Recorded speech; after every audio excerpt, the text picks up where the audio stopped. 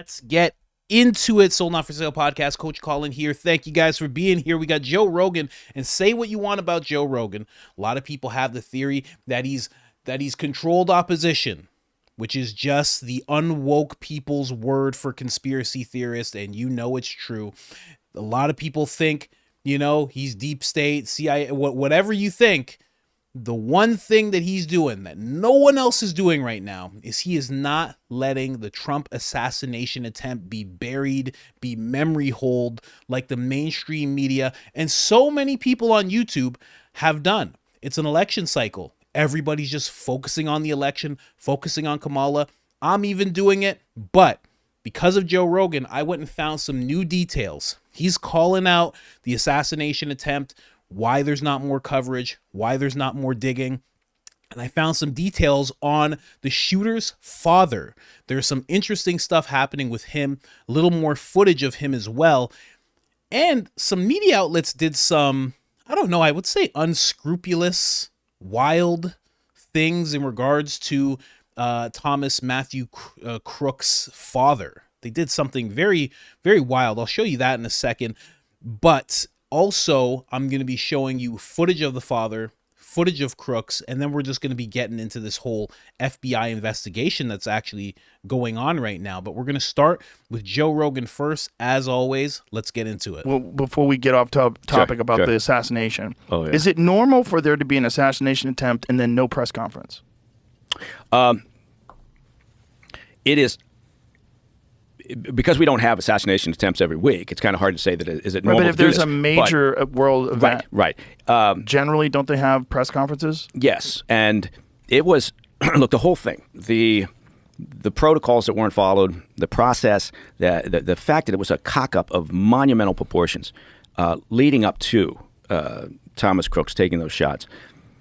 And then the afterwards, right? Then the way that they handled it was another series of, still to this day, this series of mistakes that there's no justification for it. You can't, look, doing security at an event like the Butler rally back in July where Trump was shot. Right now there's people out there going, I don't think he was shot. I'm pretty sure he wasn't. So I think it's not rocket science, right? It's very labor intensive and detail oriented, but you're not building a spaceship, right? You're going through the same process that you go through every time you have one of these events, right? And so you have a political rally like that, and it's not a national security event. So it's not the DNC, it's not the RNC, it's not the Super Bowl, it's not the Olympics. Those are national security events. You have a year plus to plan and prepare, get all your resources together and figure out your game plan, your site surveys, all the rest of it. And it's not tough. So you do a site survey and you say, okay, he's going to show up at Butler. Let's get out there. And the Secret Service has primacy. They work with local, state resources if they need to heavy up the security and they don't have the available resources. But they have the primacy. So they go out and the site survey, that whole process, the risk threat assessment and the survey is where you identify your timelines and your resources and your deployment of resources and all the various things, your command and control center, your communications protocols, all those things. But it's over and over and over again. It's there's a methodology to it. And the Secret Service, they do this all the time. So it does lead you to wonder how many more events in the past have they been, not buttoned up and they just got lucky because there wasn't a shooter. But there's no way to excuse what happened because it was such a breakdown of events. And then afterwards, in the hot wash and in the briefings that they did provide and going up on Capitol Hill, and Kimberly Cheadle, the now departed director, it was a classic lesson in how not to do crisis communications. And she should have been, the director who's now gone, she should have been out on the rally grounds that evening, and with a team and with the agent in charge, and it should have been very clear to the press all around that they were out there doing the investigation, assessing what had happened, and people would be responsible, and they would talk. But none of that happened. It was just a fucking go rope. So it's because it's Trump. If it was anybody else. Yeah. Like if that had happened, if there's an assassination attempt about Biden. Yeah. Yeah. Oh. Yeah. Yeah. Yeah. It would have been crazy. If Biden got winged on the ear the same way, and they took him out and the whole deal, and they shoot the guy, and there's an investigation, it would have been on the news constantly, constantly for weeks and weeks. It would have been lead story every night. More information in the assassination attempt on President Biden. Day 22. Yeah, it would have been the same thing. Right-wing, far-right activist, registered Republican, Thomas Crooks. Yes. Because apparently he was a registered Republican. Yeah, he had donated, I think, $15 to a Democratic or a progressive group, and he had registered as a Republican, and he was all over the map. He had done research on Biden. He had done research on Trump.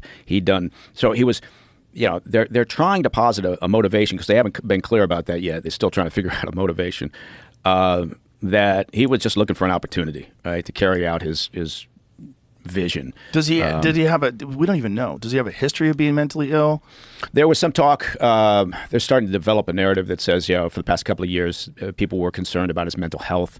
There were a couple of people, I think, that had a acquaintance with him that were saying, well, we just assumed he was bipolar or depressive. He had researched depressive disorders that was on some of his electronic gear. And so, that could be it. But again, the bottom line is, the whole process, command and control, resource deployment, communications process, all of it just completely f***ed up on that day. And usually when you have a problem of that magnitude with security, it's never just one thing. It's a series of things that compound. Right. And, but then, the acting director, Roe, he goes up there and, early, it was a few weeks back now, but when he first showed up to say, I'm the acting director and I'm go up to Capitol Hill and answer your questions, which he didn't really do, they were talking about, well, it's almost impossible to get all the elements talking on the same frequency, right? The local police are talking on their frequency, Secret Service talking on their frequency, counter sniper teams, maybe they're operating on a different channel. You can't combine those. Well, of course you can. I just telling you for a fact that you can. There are capabilities out there and available to allow you to get everybody talking on the same sheet of music at an event like that. Of course. And to say otherwise is nonsense. Yeah. And it's also, it defies logic, but it also, and that, I think that was the thing about this, is why people were so shocked, is because you didn't have to be a security expert to look at this thing in real time. Well, how about the sloped roof thing? Oh, God. We couldn't get agents up there because the roof was sloped, and it could be dangerous. And it sloped like 5 degrees. Yeah, that was a nail in her coffin when she came out with that bullshit. It was, the whole thing was insane because you had snipers on another roof. So what are you talking about? Yeah. You had what do they have? 2 counter sniper teams. But again, when you go out to a place like that and you walk the grounds and you stand and you survey, right, and you fly drones around and you get a real sense of what you're talking about. In the early stages of a survey or an assessment like that, there are just certain things you look for. Right. Okay, there's the stage. There's a tall building over there. How about the water tower? Yeah, how about the water tower? Maybe we cover that down too. And and I think the transparency that we have on this right now is pretty much thanks to the local law enforcement. I mean, that's where we've gotten most of our information, right? They've shared body cam images, they've shared radio conversations. And I think in part they're doing it because they're so pissed off, right? Yeah, well, their conversations were about how they saw this guy in advance and they alerted people. He was walking around with a fucking rangefinder. Yeah. You think is that a clue? You walk around with a rangefinder, they should just arrest you. It's shocking. And then he was there a couple hours ahead of time flying a drone. Insane. And but I think that the Secret Service, their go-to in the immediate aftermath was to point fingers at the local law enforcement. And so I think local law enforcement was like, you. Yeah. And so they've been transparent where Secret Service hasn't, right? Government, I tell you this, government hates to hold a press conference when they don't have all the facts, right? They're just not comfortable with it. And particularly something like this, the idea that, and Roe kept saying, the acting director kept saying about, well, we're not going to get out ahead of the investigation. Well, you know what? Sometimes there's times when you need to. Right. And the fact that they fail to understand the optic of this right in the immediate aftermath and say, man, we got to be so fucking proactive here. We got to be more transparent than we've ever been before. There's a lot of other things that disturb me. Here's one. Is it normal for CNN to live stream a Trump press event or a Trump campaign event? They normally, I mean, if they show it, they normally jump out of it after the first 10 seconds or so. Oh, he's lying again. We've counted 5 lies. All right, man. So let's let me give some credit to Mike here. This is the first time that he stayed on topic for a length of time. He didn't jump into, oh, my wife said about the car yesterday and my son was here and he did this and I was talking to Skeeter and Zippy. You know, he didn't do any of that. He stayed on point with this. And honestly, although he is a part of that agency, you know, but Joe didn't suggest that agency being involved or anything. So he was able to speak pretty freely about this without any stutters and stammers and whatnot. But there was a series of mistakes, as he said. And the only thing where I was a little like, he was kind of suggesting that the shooter, you know, he did research on Biden. He did research on Trump, you know, kind of suggesting, oh, he just wanted to shoot either one of them. And I don't think that was the case at all. But, you know, I don't actually know the kid, but he went and shot Trump. You know, you don't just go, I just want to shoot either one of them. Like, come on. And then you pick the better one? You pick the cooler guy? Come on. Who does that? Who does that? I'm just saying. I don't want anybody to get shot. I'm just saying, if you're going to pick one, you pick the cooler guy? What? You know that you're not going to make it out of that situation alive. Don't you want to see things be good for your parents? You know what I mean? Grocery bill goes down. You guys have seen the size of this guy's father, Thomas Crook. You've seen the size of his father. You don't want dad's grocery bill to go down a little bit? You kidding me right now? Come on. I'm just saying, man. Man. And they could have communicated. They really could have communicated. You know what? I've done a few episodes on this whole shooting.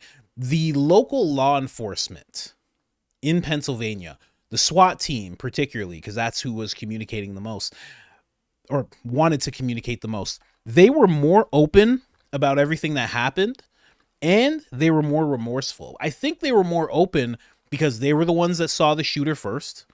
They saw him. They tried to report back. They did all of their due diligence. They did what they were supposed to do with the information they had. Now, if you don't know, they never had a conversation with Secret Service. Not one conversation. Nothing. So it was just a complete wall between the two of them. And they didn't have a way, as Mike was saying with Joe, they didn't actually have a way to communicate at all. But they were way more open about what happened, and they were way more remorseful, unlike the director of the Secret Service, who would not admit any fault and would not, in her Congress hearing, actually say that she was going to resign. They actually felt bad because they were like, a life was lost. We failed. They were actually willing to say it, put their lives, put their reputation, their jobs on the line and say, we failed because a life was lost. And they weren't even looking at Trump. They're like, what happened to Trump was amazing. But the fact that a person got shot and killed on our watch, you know, it's just crazy that they're able to admit that. But the Secret Service was not able to admit that. And CNN being more balanced. Yeah, of course. They're the most balanced people out there. Right? Right? I'm not crazy in saying that, am I? No, they're not balanced, obviously. But they do have one guy who's a Republican who sits in on the panels now. So he'll say something, and then 4 black people with like gray hair and weird beards will be like, you're wrong. Let me tell you why you're wrong.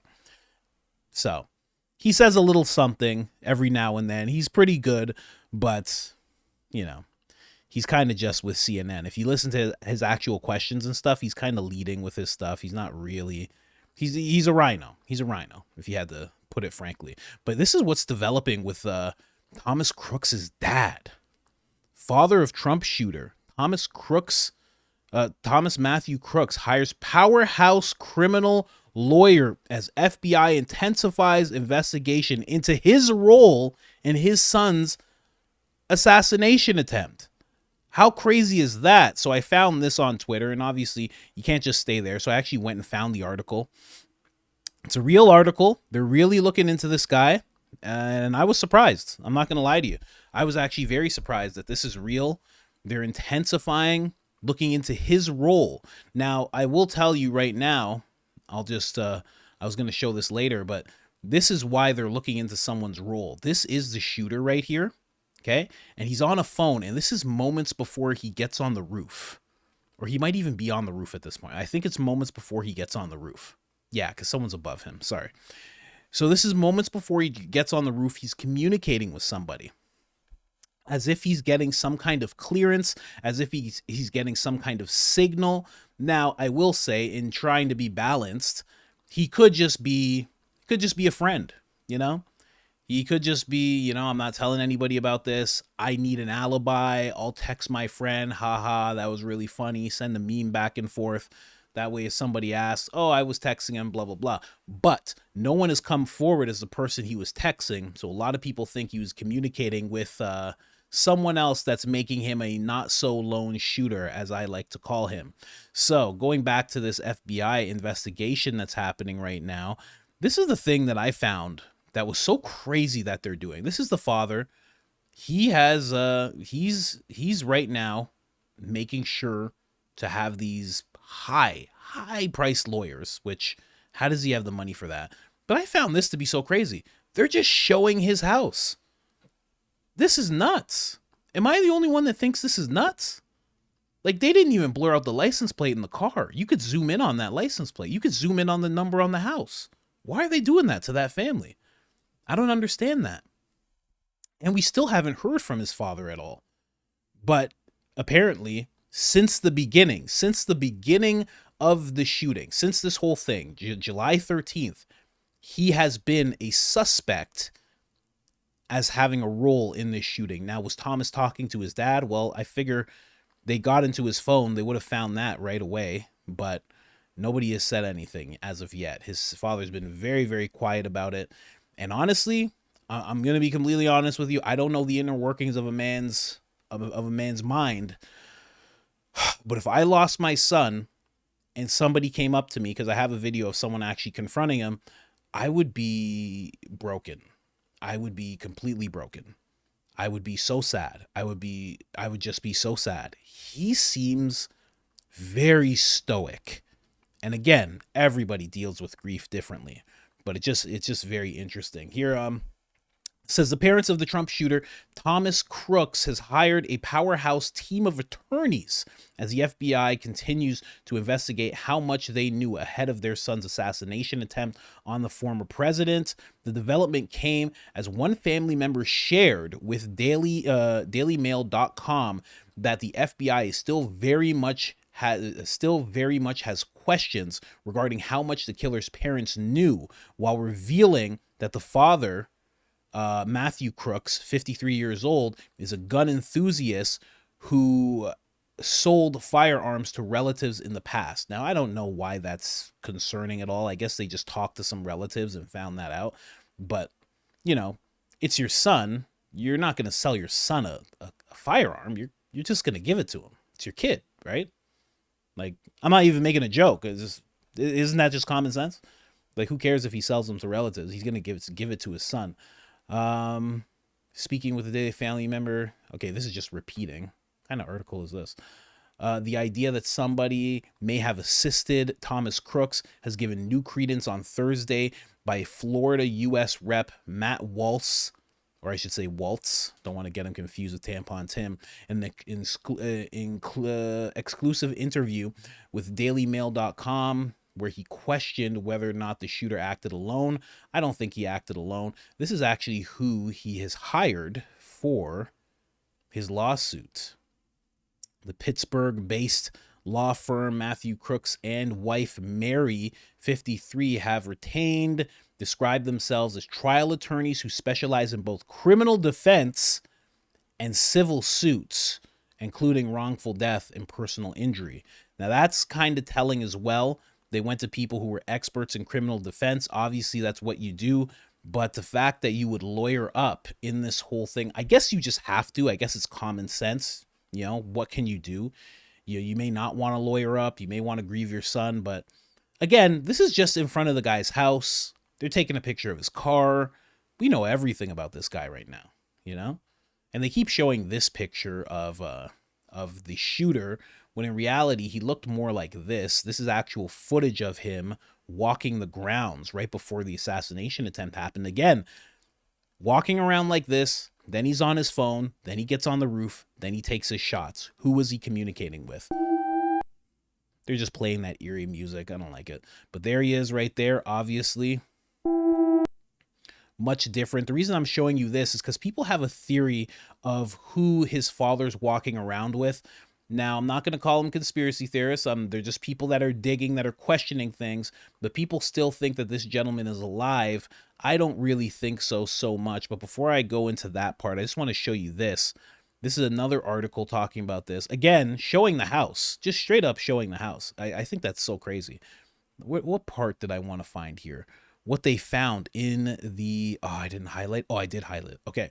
So the FBI dissented on the family home shortly after the attack, where the agents said they recovered 14 firearms, explosives, and a phone, laptop, and hard drive that belonged to the gunman. That right there is crazy. The fact that they found explosives, firearms, I get it. You know what I mean? Second Amendment, do your thing, stack them up. Why not? But explosives? That's a little different. Then also they say that Crooks had explosives with him, and he had a detonator. There was like a sophisticated detonator. So this, I think, is where they make the connection. They're looking at the firearm that the kid had belonged to his dad. They're looking at the explosives that the kid had, the grown man, the shooter, the attempted murderer, and they're probably matching up with the explosives that his father had at his house. That all together kind of, it makes it look very suspect. How are you going to not know that your son's making explosives? Did you assist him in making these explosives? You're a gun enthusiast. These are obviously all your guns. It's very interesting stuff. Here's a couple of footage. This is what I was talking about when people were saying that... Matthew, why would your son want to kill the president? Back off! No comment. No comment! Were there any warning signs, Matthew? No comment. How's Mary holding up? No comment. We'll release a statement when our legal counsel advises us to do so. Until then, we have no comment. We just want to try to take care of ourselves right now. So please, give us our space. Have the feds released the bodies? So, interesting stuff right there. Now, the reason I show you guys that is because people are thinking that this person that you see on the screen here is actually the shooter and that he did not pass away. But as you can see, in my opinion, you can see from body types here, I don't know, doesn't really look like him. This clearly, in my opinion, looks like a woman, sounded like a woman as well. So, and then there's another video here I'll show you as he's leaving the legal office. This is how people stumbled onto the fact that he's hired some powerhouse attorneys. Mr. Crooks, was there anything that might have made you aware of what your son was up to? Mr. Crooks, can you explain why your son has such a limited social circle? Is there any statement you'd be willing to share with us right now, Mr. Crooks? I gotta pee.